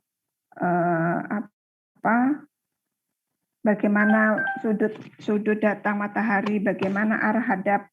Kadang arah hadap itu kan tidak ke timur, ke barat, ke selatan, enggak, kadang ada miring-miringnya gitu loh ya, agak miring sedikit. Nah, itu yang kadang agak sulit ya, sehingga lebih sering menggunakan yang ini.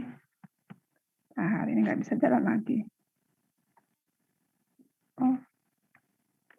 Nah, ya. Lebih sering menggunakan yang ini. Jadi kita langsung saja aplikasikan ke dalam desain, ya.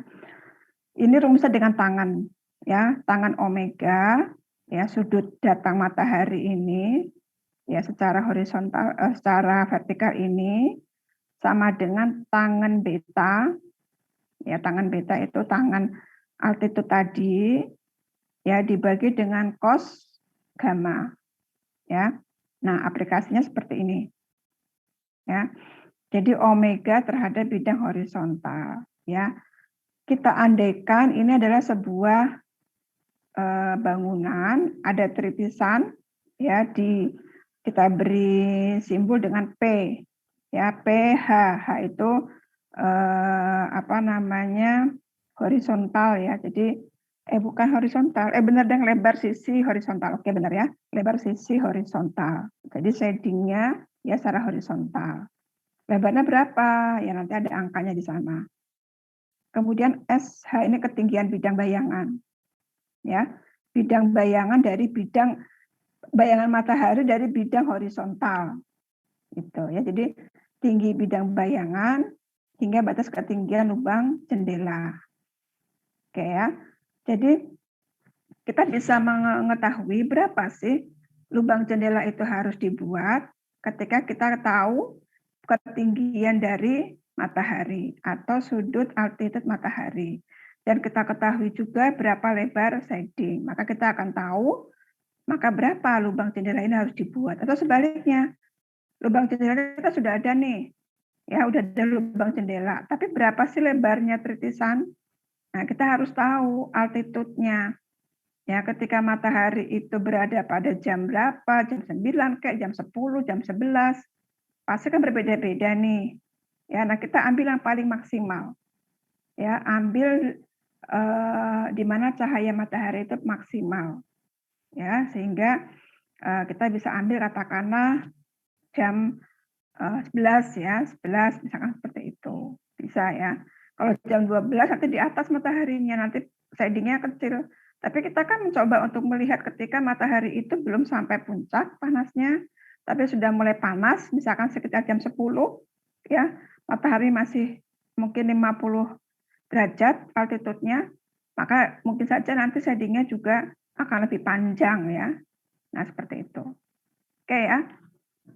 Kemudian berikutnya, ini ketika melihat daerah bayang matahari secara vertikal, ya vertikal. Jadi ini lebar shading secara vertikal, PV ini vertikal. Kemudian SW ini adalah lebar bidang bayangan pada jendela. Oke ya. Jadi kita bisa tahu berapa sih lebar jendela itu dengan cara mengetahui nilai bayangan vertikal dengan tangan ya, tangan dari sudut matahari surface tadi ya, huruf Y ya, gamma tadi. Oke ya, ini beberapa contoh, misalkan ini kasus ya. Oh, ini dulu. Nah, misalkan pada tanggal 21 Maret jam 10 siang. Ya. 21 Maret jam 10 siang. Maret jam 10 siang ini. Ya, ini data, ini sudah ada datanya. Ya. Nah, kita bisa lihat nilai altitude-nya adalah 41,6. Ya. Kemudian azimutnya 41,9. Oke ya. Kemudian kita masukkan rumus, ya gamma sama dengan azimut dikurangi surface-nya. Surface-nya itu artinya 0 karena dia frontal posisinya, menghadap ke mana nih ya? Ada keterangannya enggak ya, menghadap ke mana nih? Ya. Ke timur mungkin ya. Oke, frontal ya, 21 Maret ini kan posisi matahari itu frontal timur atau barat gitu ya. Oke, katakan ke timur. Ya, maka 0 derajat karena frontal. Tapi kalau dia miring agak serong ke selatan, agak serong ke utara, maka ini ada angkanya nanti, ya. Oke, nilainya 41,9 derajat, ya. Oke, setelah itu kita masukkan ke dalam rumus tangan omega ya sama dengan tangan beta ya dibagi dengan cos gamma. Ya, ketemu angkanya 1,19. Maka omega-nya adalah 50 derajat. Oke. Ya. Nah, ini kita masukkan. Ya. Dicari ini berapa sih shading harus kita buat? Panjangnya berapa sih ini? Oke, diketahui ketinggian jendela 2 meter. Ya, kita masukkan angka 2. Ya. Kemudian tangan omega. Ya, tangan dari omega tadi 1,19. Oke ya, tinggal dibagi ketemunya 1,68 meter. Jadi ketinggian panjang trilisan ini adalah 1,68. Jadi pada jam 10 pagi, 10 siang lah ya, 10 siang, ketika omega ini, ya sudut matahari ini terhadap surface tadi itu adalah 50 derajat, maka ini kita harus buat shading-nya ini sepanjang 1,68 meter. Panjang ya, panjang itu. Oke. Nah, ini bisa juga kita mengurangi ya shading tadi itu misalkan supaya tidak sepanjang 1,68, ya kita bisa mengurangi dengan cara kita beri. Jadi pendek saja nggak apa-apa. Nggak sampai sepanjang ini ya. Diperpendek bisa, nanti diberi dengan double skin tadi depannya kasih shading. Atau ini di depan jendelanya langsung kita beri shading langsung. Itu juga bisa. Ya. Nah, ini sampai sedetail itu kita akan merancang berapa jarak ya dari masing-masing kisi-kisi itu dengan cara yang sama kita hitung ya dengan detail sekali, maka bisa kita ketahui yang efektif ketinggiannya adalah 12 cm, S-nya adalah 10 cm ya supaya bisa mendapatkan cahaya yang bisa berkurang ya supaya bisa terkurangi. Oke, ini bisa dibaca lagi.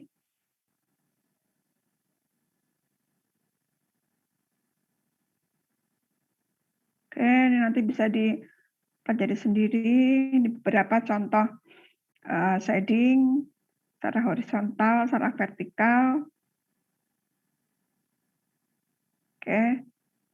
Nah, ya, bentuk massa bangunan juga penting diperhatikan. Ya, bentuk massa bangunan ini berkaitan dengan seberapa cahaya itu bisa masuk ke dalam ruangan.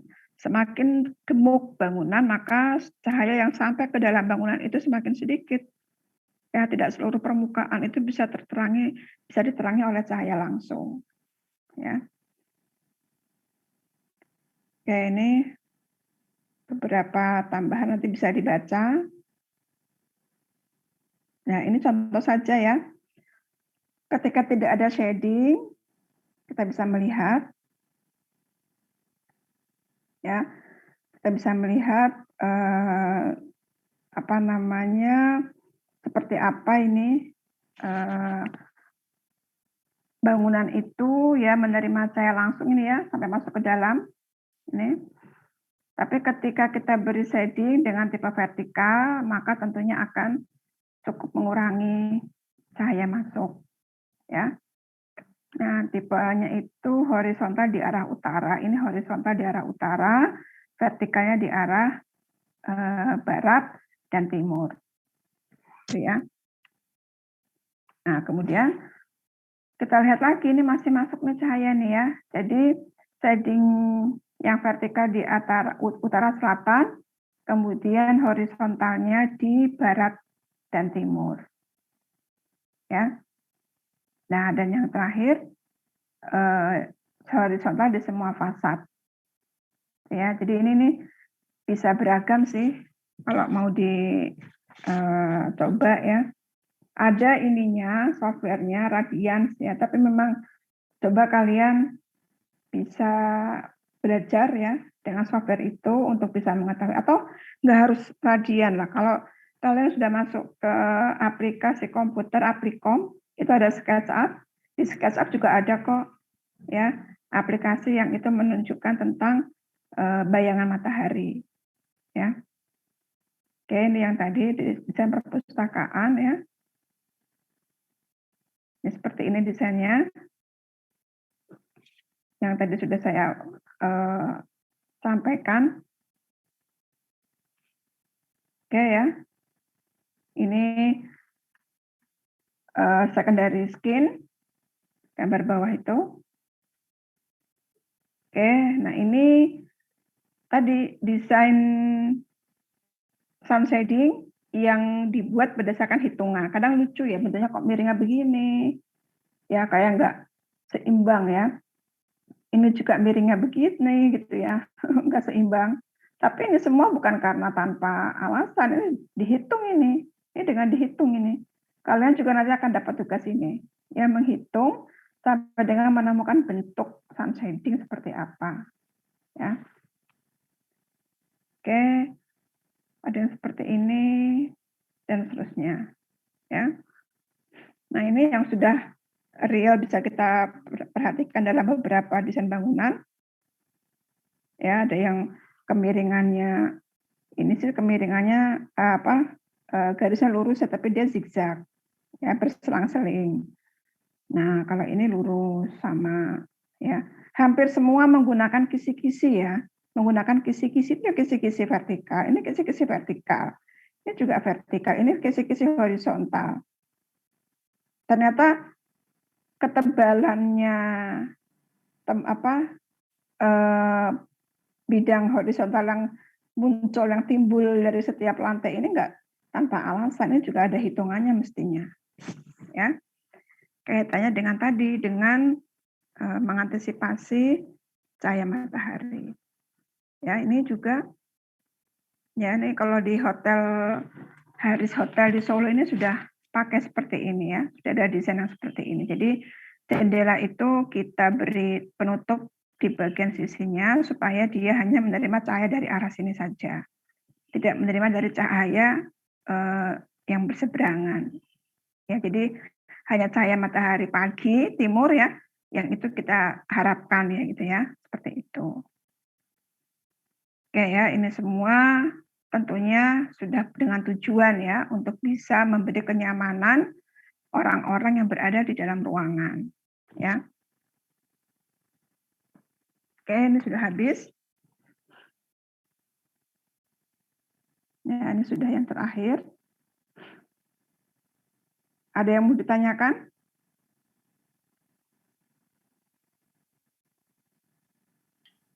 Izin bertanya, Bu. Ya, silakan. Saya mau bertanya tentang latihan soal yang kemarin itu. Sebenarnya saya masih bingung untuk mendapatkan transmisi cahayanya atau T itu lebih besar. Oke. Nah, itu transmisi cahayanya itu sebuah ketetapan atau tergantung dari sesuatu? Oke, ya coba saya buka kemarin ya. Saya buka yang kemarin. Kebetulan saya tidak buka open learning ini. Saya buka contoh soal saja. Bentar.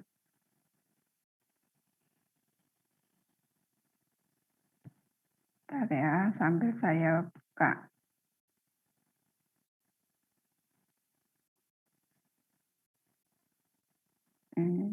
Oke.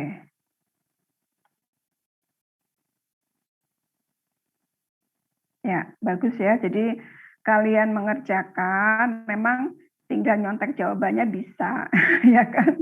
Tapi ini pertanyaan yang bagus sekali ya, karena bingung mengerjakannya itu. Ini jenis dari mana sih kan gitu ya.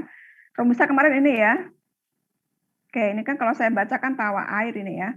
Tawa air. Jadi rata-rata ya perhitungan refleksi cahaya average ini ya. ADF itu average daylight factor.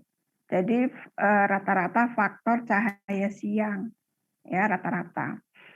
Oke, ini transmisi cahaya persen, kemudian luas jendela, kemudian sudut elevasi cahaya, kemudian luas seluruh permukaan elemen ruang, dan pantulan elemen ruang. Nah, nilai transmisi cahaya ini ya, itu tergantung dari kondisi saat pengukuran. Jadi transmisi cahaya itu nilainya tidak sama. Ya. Dan kebetulan di soal ini kalian tidak diminta untuk mencari.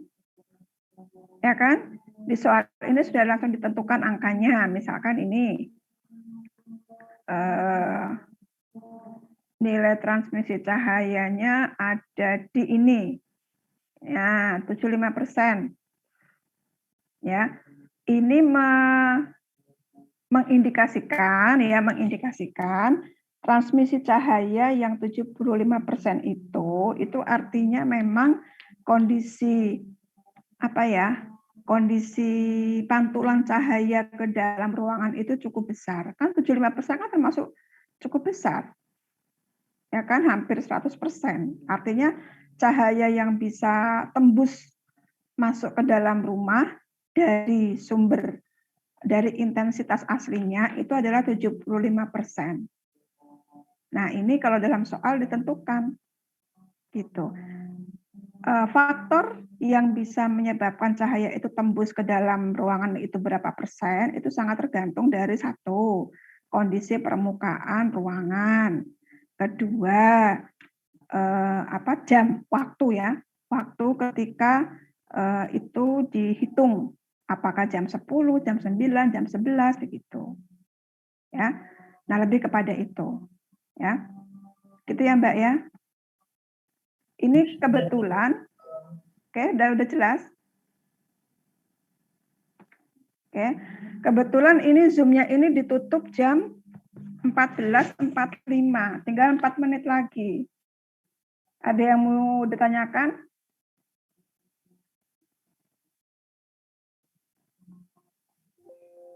Berarti itu kalau berarti transmisi cahayanya itu selalu diketahui di soal.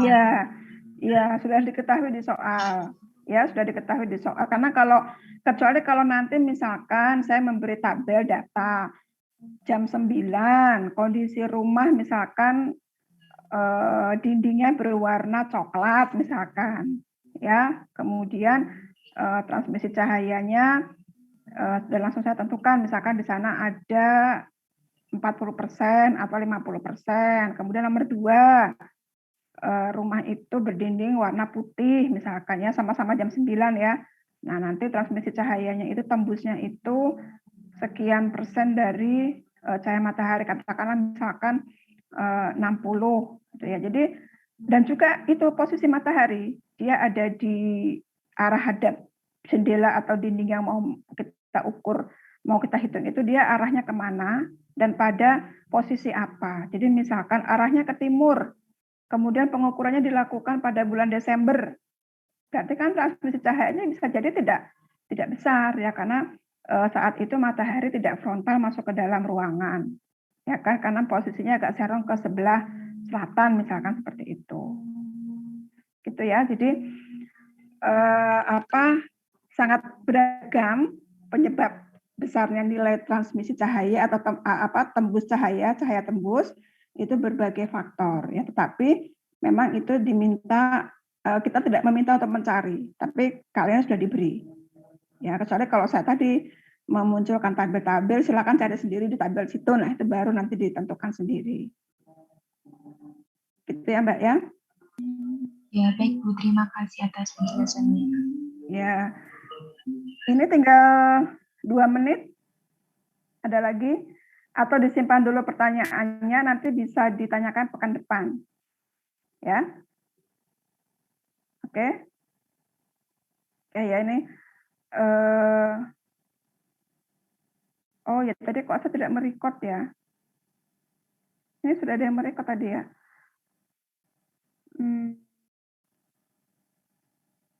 Sudah, Bu. Oh ya. Silakan kalau mau di-record, mau di-upload, silakan, enggak apa-apa. Silakan. Oke.